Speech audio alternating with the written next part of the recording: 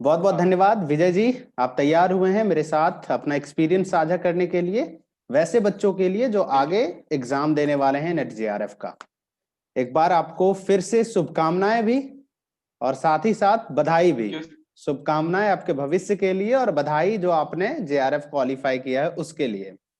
अब आते हैं अहम चीज थैंक यू के सर। ऊपर, और सबसे पहले आप अपना परिचय दीजिए, अपने बारे में बताइए कुछ। बिल्कुल सर।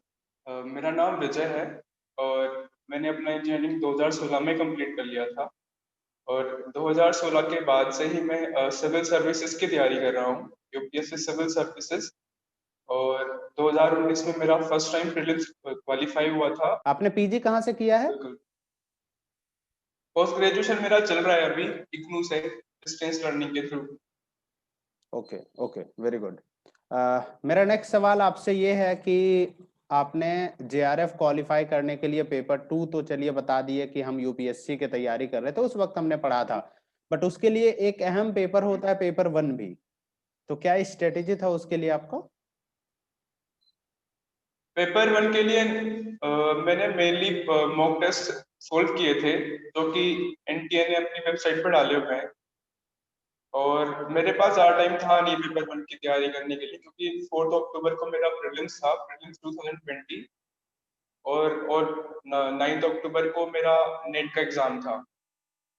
तो मेरे पास सिर्फ 5 दिन थे। उन 5 दिनों में मैंने सिर्फ मॉक टेस्ट ही सोल्व किए थे। और थोड़ा बहुत थ्योरेटिकल पार्ट, रिसर्च वाला कुछ मैंने इंटरनेट से सर्च करके देखा था।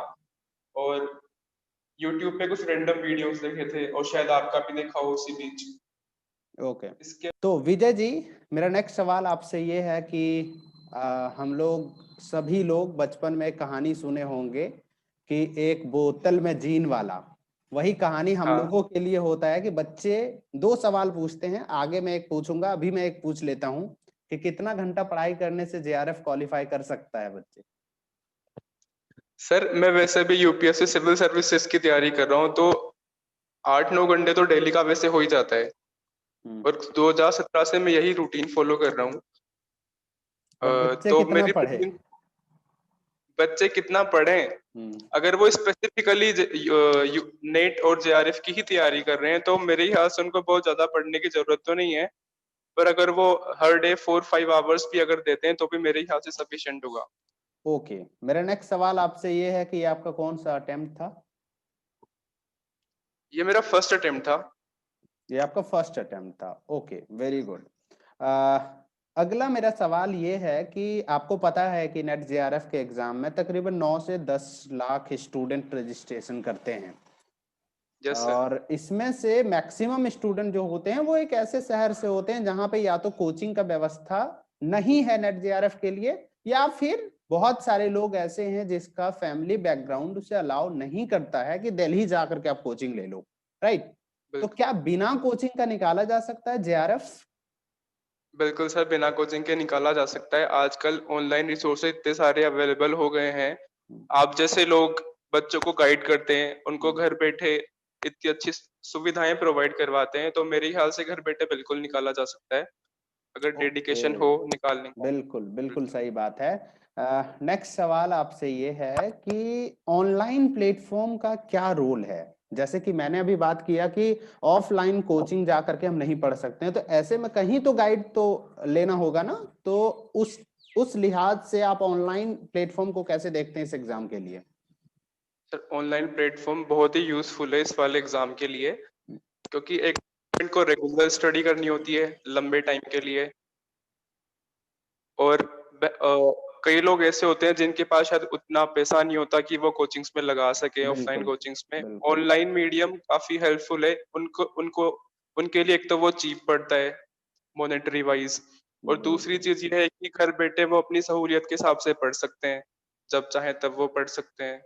बिल्कुल सही। हम्म। मेरा अगला सवाल आपसे पॉलिटिकल साइंस से जुड़ा हुआ है, और वो सवाल मेरा ये है कि आप तो चलिए यूपीएससी का प्रिपरेशन करते थे, तो उन्हीं चीजों को थोड़ा सा अपने फोल्ड करके इस तरफ ले आए होंगे तो इजीली हो गया जेआरएफ। बट बिल्कुल बहुत सर। सारे बच्चे जेआरएफ क्वालिफाई करने के लिए कई अटेम्प्ट दे रहे हैं पॉलिटिकल साइंस से, तो उसको आप किस बिल्कुल। तरीके से गाइड करेंगे और उसको आप क्या कहेंगे, किस तरीके से वो भी क्वालिफाई कर सकते हैं? क्योंकि हर कोई तो मैं यूपीएससी का तैयारी नहीं करता, राइट, और बिल्कुल कंटेंट भी सबके पास वो नहीं होता। बिल्कुल बिल्कुल हम्म, मैं यही कहना चाहूंगा, एक तो वो डेली न्यूज़ से पढ़ना शुरू कर दें, खास करके इंग्लिश वाला। उन्हें वो सिर्फ पॉलिटिकल साइंस में ही हेल्प नहीं करेगा, वो उनको फर्स्ट वाले पेपर में भी हेल्प करेगा, जो जी, कॉम्प्रिहेंशंस के कॉम्प्रिहेंशन का एक बिल्कुल यूनिट। पैराग्राफ्स आते हैं, कॉम्प्रिहेंशंस आती हैं, डेटा इंटरप्रिटेशन आता है। उस चीजों को समझने के लिए एक क्रिटिकल थिंकिंग बहुत जरूरी है, जो कि न्यूज़पेपर से डेवलप हो पाएगी।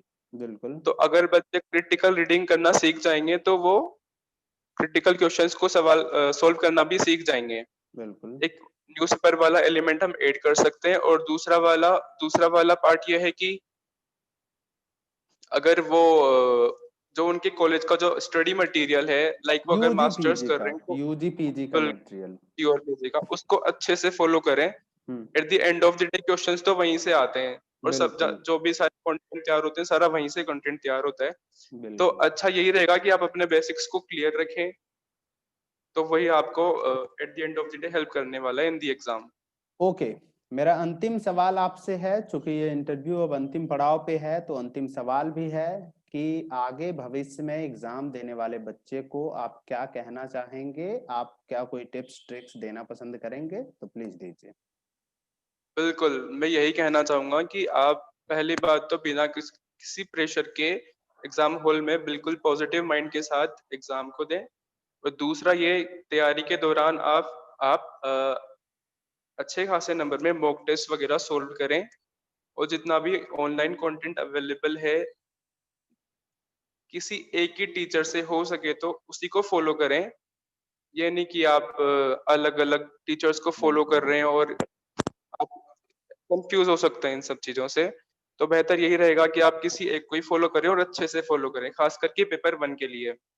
ओके, बहुत बहुत धन्यवाद विजय जी, आप मेरे साथ जुड़े, आपने अपना अनुभव थैंक यू सर। साझा किया। आपको एक बार फिर से बहुत बहुत बधाई, और साथ ही साथ भविष्य के लिए आपको शुभकामनाएं। आप चूंकि थैंक यू यूपीएससी सर। की ओर अपना ध्यान लगाकर बैठे हैं, तो मैं उम्मीद करता हूं कि जल्द आप यूपीएससी भी क्रैक करें। और एक बार फिर से थैंक यू बहुत सो बहुत मच। धन्यवाद आपको अपना एक्सपीरियंस मेरे साथ साझा करने के लिए।